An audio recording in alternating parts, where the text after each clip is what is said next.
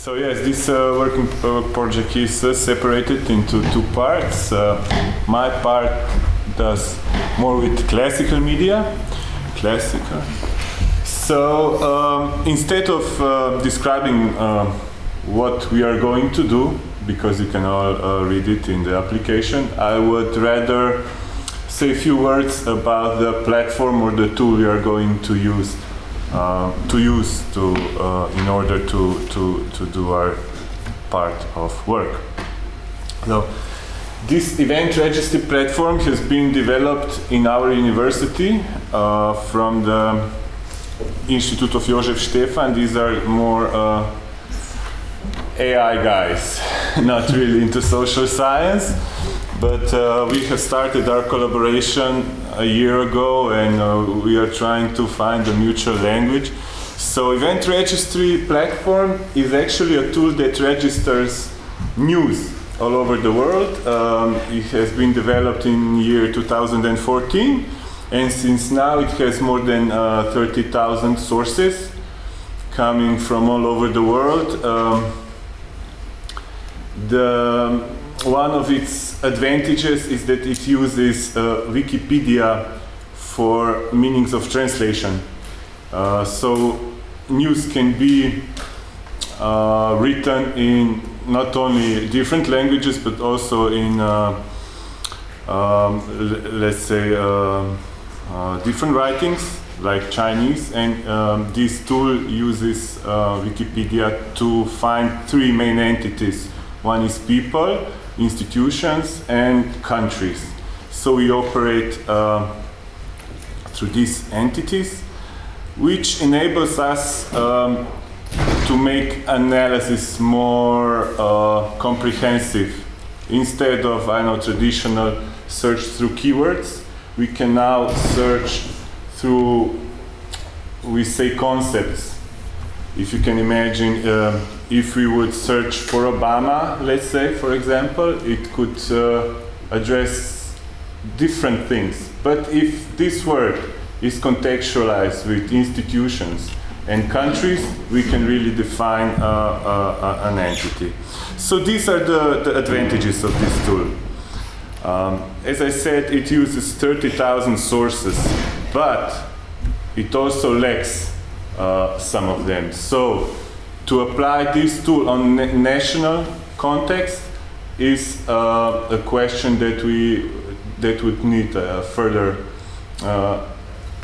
elaboration, because it's not really, it does not include all the relative sources. So this is one question worth addressing. But nevertheless, I tried to make just some illustrative examples.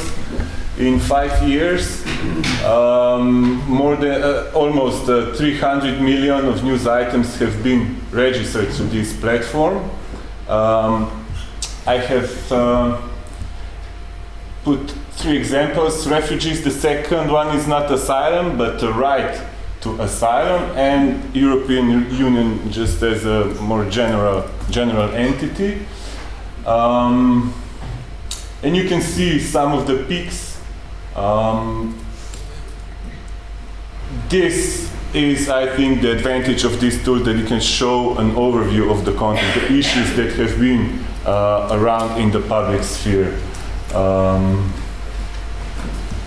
However, there are some things, let's say, like the start of this period, there should be maybe need more academic elaboration to see what is going on here.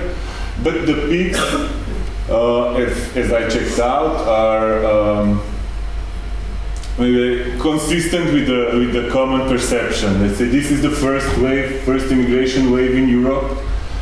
This peak up there is the Trump immigration ban, the news about Trump immigration ban. This peak here is news about separating mothers and kids in the United States. And this here is Brexit referendum. So, okay, this is just a short overview. I will stop here and give a word to my colleague. All right. And then my job is to describe the general design of Work Package 2, Work Package 7, what I'm talking about, the general design of Work Package 7 and my part, which is going to be social media. As you see behind me, the general idea and the purpose of this work package is to chart the public sphere discourse around the right to protection. So it's a very general attempt to chart the way people capture the attention, the way the concepts capture the attention of people. So the purpose is to investigate the discourses that come from the bottom up in complementary attempts to the previous work packages, as you have seen before. The data will be collected over a period of 5 years, again, Boris already hinted at, between 2014 and 2019. And it will have two prongs. On one hand, traditional media, again, using the tool that was described just a couple of minutes before, and then using data from various social media platforms to capture the various levels of discourse. And in this enterprise, we are two work package leaders, University of Ljubljana, University of Lund, but also Stuttgart University and University of Bergen. So we'll collaborate with different parts of this process. When it comes to the timeline, as you see here, the first phase is more descriptive, basically laying the land of who is involved in this and what are the frequencies in which different concepts are being used, a little bit along the lines that Boris already showed, and then feeding again information, as again Simon was saying, which actors are important, at which point in time do they become activated, and so on and so forth. So that's the more descriptive phase, followed by an analytical phase 2, in which we will describe the content and the relationships that are evidenced by social media discourses. So we will do anything from very basic frequency analysis and topic models to some hopefully more advanced natural language processing and automated translation exercises. Again, at least this is the ambition. We will also work together to create a map, a social network map of various actors and various nodes, and analyze the power distribution and the coordination of various actors, both on the globalist but also on the nativist arena. And I think this is why social media, which is the focus of the part I'm personally responsible for, is going to be particularly interesting because while in traditional media we expect some gatekeeping role to be performed by journalists and experts, social media is the terrain of everyone's free expression and mobilization, not only in terms of words but also in terms of actions. And just to bring an example, perhaps some of you have followed the discussion on Twitter around these unfortunate events of last week that have been mentioned in the opening plenary of this morning.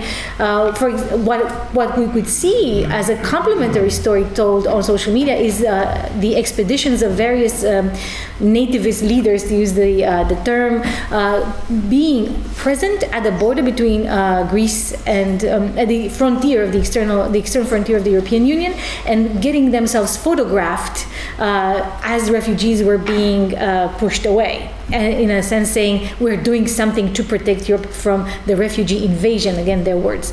Another example is the Swedish the Sweden Democrat leader, the Nationalist Party represented in the parliament, who was there on a mission to spread leaflets that were having very clear and translated words: "Sweden is full."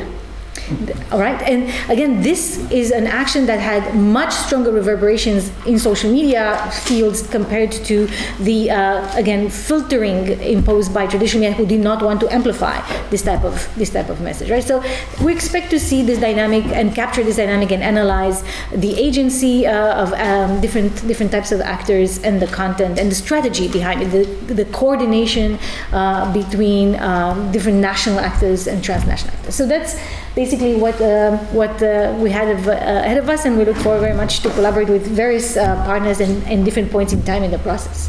Thank you.